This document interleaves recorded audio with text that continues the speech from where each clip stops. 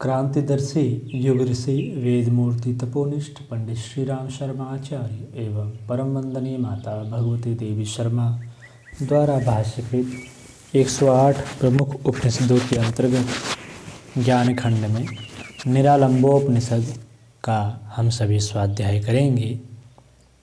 निरालंबोपनिषद के अगली कड़ी में 15वें मंत्र में उपनिषद के ऋषि लिखते हैं, सत चित्त आनंद स्वरूप परमात्मा के ज्ञान से जो आनंदपूर्ण स्थिति बनती है वही सुख है। अनात्म रूप नश्वर विषयों का संकल्प अर्थात विचार करना दुख कहलाता है। 17वें मंत्र में उपनिषद के ऋषि लिखते हैं, सत का अर्थात अनश्वर का समागम अर्थात सत्पुरुषों का सत्संग ही स्वर्ग है। असत अर्थात नश्वर संसार के विषयों में रचे पचे लोगों का संसर्ग ही नरक है। 18वें मंत्र में उपनिषद के ऋषि लिखते हैं, अनादि अविद्या की वासना अर्थात संस्कार द्वारा उत्पन्न इस प्रकार का विचार कि मैं हूँ यही बंधन है। 19वें मंत्र में उपनिषद के ऋषि लिखते हैं, माता पिता भ्राता पुत्र गृह उद्यान तथा खेत आदि मेरे अपने हैं, यह सांसारिक विचार भी बंधन ही है। 20वें मंत्र में उपनिषद के ऋषि लिखते हैं, कर्तापन के अहंकार का संकल्प भी बंधन रूप है।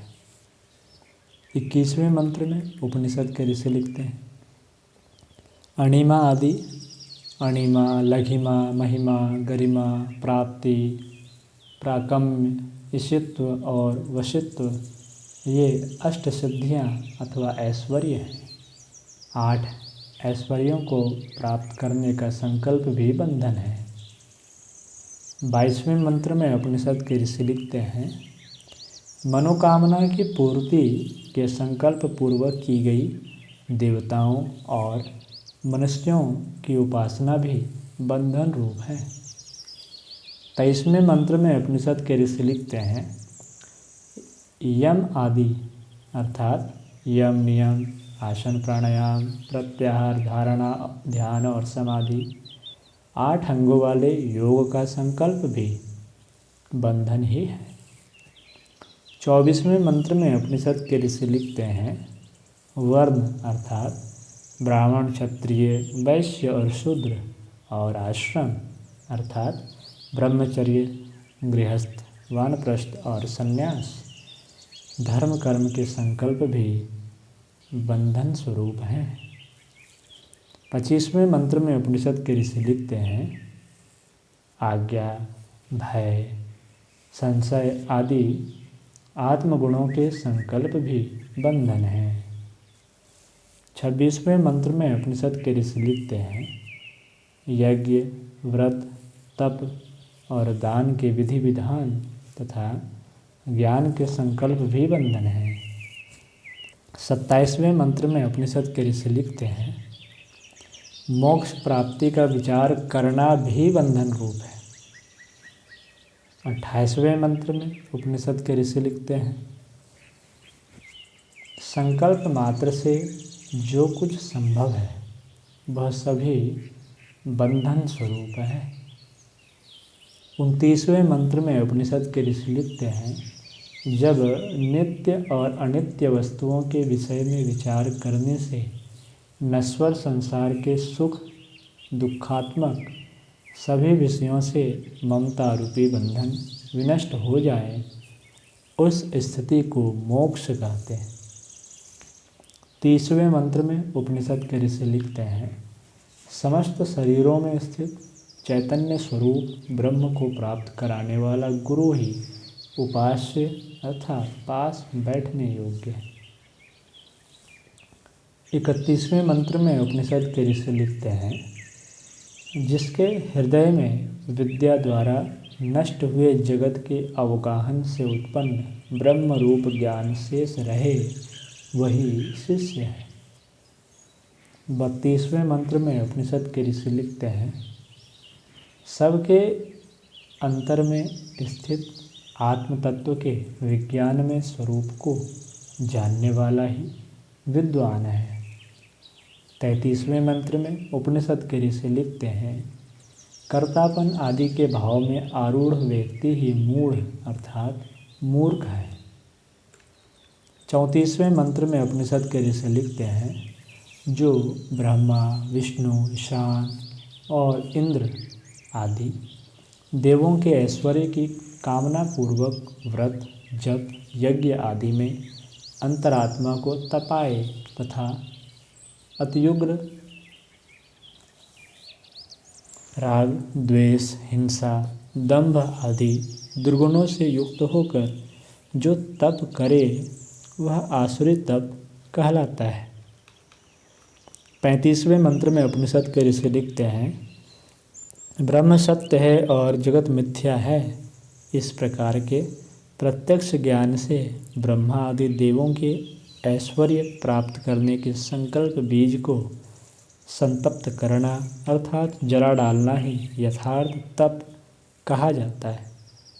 36वें मंत्र में उपनिषद के ऋषि लिखते हैं, प्राण, इंद्रिय, अंतःकरण आदि से भिन्न सच्चिदानंद स्वरूप और नित्य मुक्त ब्रह्म का स्थान परम पद कहलाता है। 37वें मंत्र में उपनिषद के ऋषि लिखते हैं, देश, काल, वस्तु की मर्यादा से परे चिन्ह मात्र स्वरूप जो कुछ है वह ही ग्रहण करने योग्य अर्थात ग्राह्य है। 38वें मंत्र में उपनिषद के ऋषि लिखते हैं, निज स्वरूप से परे माया द्वारा कल्पित और बुद्धि तथा इंद्रियगम्य जगत की सत्यता का चिंतन अग्राह्य है। 39वें मंत्र में उपनिषद के ऋषि लिखते हैं, जो समस्त धर्मों अर्थात कर्मों में ममता एवं अहंकार का परित्याग करके इष्ट अर्थात ब्रह्म की शरण में जाकर और तू वही है, मैं ब्रह्म हूँ, जो कुछ भी यह है सब कुछ निश्चित ही ब्रह्म है, ब्रह्म के अतिरिक्त और कुछ भी नहीं है आदि इन महावाक्यों द्वारा मैं ब्रह्म हूँ इस प्रकार का निश्चय करके निर्विकल्प समाधि में लीन रहकर परम स्वतंत्र और यति स्वरूप होता है, वह पुरुष सन्यासी कहलाता है। वही मुक्त, पूज्य, योगी, परमहंस, अवधूत और ब्राह्मण होता है। 40वें मंत्र में उपनिषद के ऋषि लिखते हैं, इस निरालंब उपनिषद का जो साधक गहन अध्ययन करता है, गुरु कृपा से वह अग्निपूत अर्थात अग्नि की तरह पवित्र और वायुपूत अर्थात वायु की तरह पावन हो जाता है। फिर उसका पुनरावर्तन नहीं होता, वह पुनः पुनः जगत में जन्म नहीं लेता। निरालंब उपनिषद का यही रहस्य है। शांति पाठः।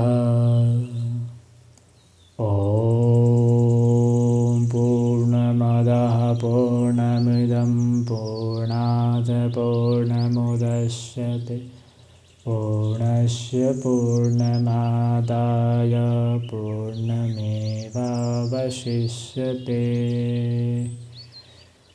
ओम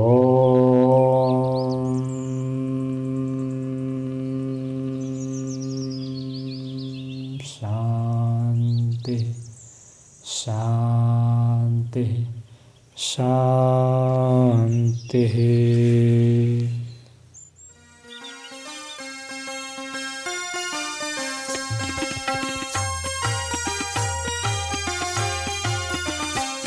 चलो गुरुदेव के सपने सजाने की शपथ ले लें। चलो गुरुदेव के सपने सजाने